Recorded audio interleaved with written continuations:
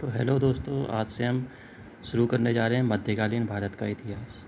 दोस्तों, मध्यकालीन भारत का इतिहास शुरू होता है जब प्राचीन भारत का इतिहास हमारा समाप्त हो जाता है। तो प्राचीन भारत के इतिहास के बाद होता क्या है दोस्तों, सबसे पहले क्या होता है, भारत पर अरबों द्वारा आक्रमण किया जाता है। उसके साथ साथ ही क्या होता है, उसमें महमूद गजनवी, उसके बाद आता है मोहम्मद गौरी का शासन। एक्चुअली महमूद गजनवी और मोहम्मद गौरी जो थे तुर्की थे। लेकिन दोस्तों होता क्या है, इसके साथ साथ ही भारत पर जब अरबों का आक्रमण हो रहा होता है तो उसके साथ साथ ही क्या होता है, हमारे हमारे जो भारतवर्ष है उसमें साथ साथ राजपूत वंश भी स्टार्टिंग से चलने लगता है। तो महमूद गजनवी और मोहम्मद गौरी के साथ साथ क्या होगा, हमारे साथ राजपूत वंश भी चलेगा। परमार वंश आता है जिसमें चौहान, प्रतिहार, सोलंकी, चंदेल वंश। दोस्तों, राजपूत वंश का जो समय रहा है वो 800 से 1200 ईस्वी तक का रहा है। तो इसका मतलब कुल मिलाकर के जब भारत पर अरबों का आक्रमण होता है, एक्चुअली भारत पर जो अरबों का आक्रमण होता है पहला मोहम्मद बिन कासिम द्वारा किया जाता है। इसके बारे में हम फिर बारे में डिटेल से पढ़ेंगे। तो ये 712 ईस्वी में शुरू होता है। तो उसके साथ साथ ही उसके बाद महमूद गजनवी आते हैं, वो तुर्क होता है। मोहम्मद गौरी भी तुर्क आक्रमण है। तो साथ साथ ही इनका राजपूत वंश चलेगा।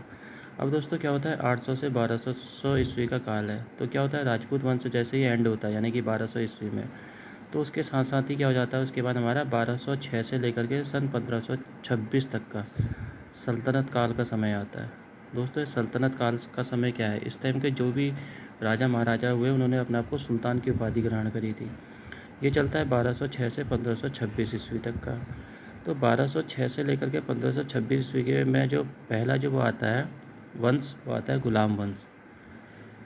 दूसरा आता है खिलजी वंश, तीसरा आता है तुगलक वंश, फिर सैयद वंश, फिर लोधी वंश। एक्चुअली ये जितने भी चल रहे थे, गुलाम, खिलजी, तुगलक, सैयद और लोधी वंश, ये सब चल रहे थे उत्तर भारत में। इसके साथ साथ ही क्या होता है, मोहम्मद बिन तुगलक के समय में दोस्तों नीचे क्या होता है, दक्षिण भारत में एक बहमनी और विजयनगर साम्राज्य की स्थापना हो जाती है।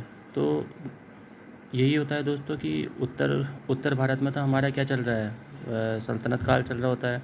तो नीचे उसके साथ साथ ही हमारा क्या चलता है, विजयनगर साम्राज्य भी चलता है, विजयनगर और बहमनी साम्राज्य। तो दोस्तों इसके बाद क्या होता है कि विजयनगर साम्राज्य जैसे जैसे धीरे धीरे विजयनगर साम्राज्य का भी पतन होते जाता है। जैसे ही उसका वो होता है पतन, तो क्या होता है, उस टाइम ही एक भक्ति व सूफी आंदोलन भी चलने लगते हैं। भक्ति आंदोलन क्या होता है, हिंदू धर्म से संबंधित होता है। वहीं सूफी आंदोलन क्या होता है, मुस्लिम संप्रदाय से संबंधित होता है।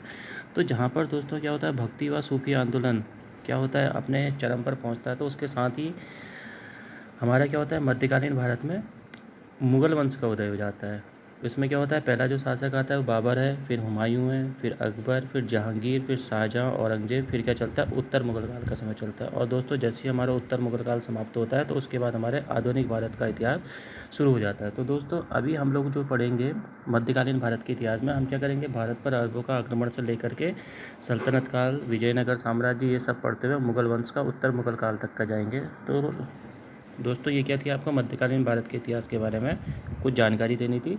अब इसके बाद हम जो अपना नेक्स्ट वीडियो शुरू करेंगे वो होगा भारत पर अरबों का आक्रमण। तो ठीक है दोस्तों, फिर नेक्स्ट वीडियो में देखते हैं भारत पर अरबों का आक्रमण कैसे होता है और कहाँ से होता है, कौन उसका पहला शासक था। तो दोस्तों ठीक है, धन्यवाद इस वीडियो को देखने के लिए।